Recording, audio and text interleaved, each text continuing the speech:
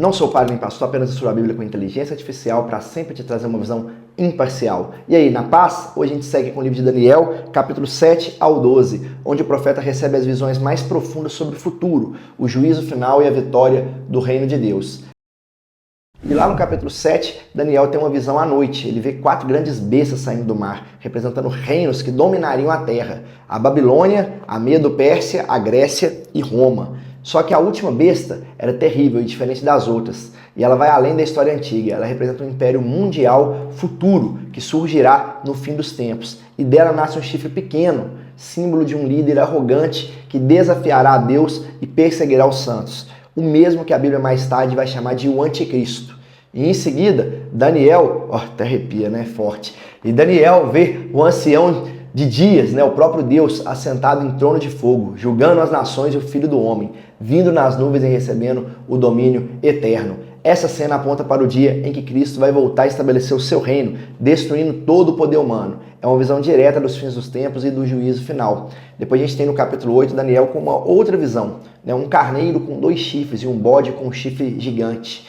E esse carneiro ele representa o Império Medo-Persa e o bode, o Império Grego. E depois, o grande chifre do bode se quebra e surgem 4 menores, uma alusão à divisão do Império de Alexandre o Grande. E de um deles vai surgir outro chifre que cresce, desafia o sagrado e profana o templo. E historicamente, isso se cumpre em parte de Antíoco Epifânio, rei que perseguiu os judeus e profanou o altar, né? Ele está falando de coisas futuras e que agora a gente pode falar de acordo com a inteligência artificial aqui, né? O que foi, né? De acordo com o que ele previu e o que aconteceu depois na história. Né? Espiritualmente, essas figuras aí antecipam o espírito do anticristo, né? Que vai tentar usurpar o lugar de Deus nos últimos dias. E Daniel, vendo tudo isso, ele fica muito abalado, mostrando que compreender o que vem pela frente nem sempre é leve, né? Mas no caso aí mostrou que era necessário.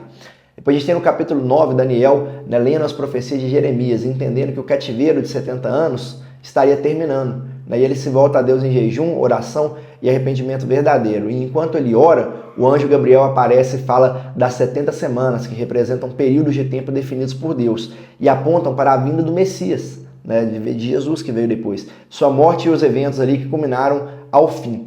É uma das profecias mais exatas de toda a Bíblia, anunciando o tempo de redenção e mostrando que Deus tem um plano milimétrico para a história. Nada foge do relógio dos céus. Depois a gente tem no capítulo 10, Daniel entrando num jejum de 3 semanas, né? Jejum de Daniel, buscando um entendimento sobre tudo isso. Ele fica ali só comendo legumes, né? Durante 3 semanas e mais nada. Daí ele vê um ser celestial vestido de linho, com o rosto brilhante como relâmpago, olhos como tochas, voz como o som de uma multidão. E ao ver aquilo ali, Daniel cai sem forças. E o anjo vem e o levanta dizendo: desde o primeiro dia em que você começou a jejuar e a se humilhar, as suas palavras já subiam para Deus. Só que o príncipe do reino da Pérsia, né, os demônios, os que agem nas principados e regiões celestiais, ele tomava a sua oração no meio do caminho. E você estava orando, Deus sabia, mas a oração não chegava. Olha que visão forte para a gente. Muita gente ora, jejua, e talvez a gente só precise persistir, porque Deus já está até sabendo que a gente está orando, mas só que existem guerras espirituais, existem orações também do mal, existem demônios que agem nas regiões celestiais, né? Existe aquilo que está bloqueando a sua oração, né? Revelado algo profundo ali. A batalha espiritual, ela é real e ela acontece sempre nos bastidores de toda a história. Anjos e principados lutando nos céus, enquanto orações e propósitos se desenrolam na terra. Aí fala, até que depois, no 21º dia, o arcanjo Miguel, né, Deus mandou o próprio arcanjo Miguel para vir entrar nessa guerra espiritual, ajudando o mensageiro celestial a vencer essa resistência e a oração dele chegar no trono de Deus. É forte. Essa visão mostra que o que acontece no mundo físico é reflexo de uma guerra invisível e que oração e jejum, né, a perseverança em buscar Deus, ela move essa guerra a favor de nós. Depois a gente tem o capítulo 11, né, com o anjo continuando a explicação do que ainda viria. Fala, vai ter uma sucessão de reinos, traições, alianças entre reis do norte e do sul, tudo vai se cumprir com precisão nos séculos seguintes. Mas o texto termina descrevendo um rei arrogante, que se exalta acima de todos os deuses e que profana o sagrado. Esse é o mesmo líder espiritual e político que vai dominar o mundo no fim dos tempos, enganando as nações e perseguindo os fiéis. E ali a consolidação do sistema do anticristo vai vir, né, que tenta substituir o culto a Deus pelo culto ao homem. Pega essa visão. Depois a gente tem capítulo 12, a revelação chegando ao ponto mais alto. O anjo anuncia, naquele tempo vai se levantar Miguel, o grande príncipe que protege o povo de Deus. E será um tempo de angústia sem igual, a grande tribulação. Só que Deus promete libertação aos que tiverem seus nomes escritos no livro da vida. E Daniel ouve sobre ressurreição, onde uns se levantarão para a vida eterna e outros para a vergonha eterna. E ali ele é orientado a guardar as palavras até o tempo do fim, quando muitos correrão de uma parte à outra e o conhecimento irá se multiplicar. Algo que muitos interpretam como uma referência ao avanço da tecnologia e à era da informação.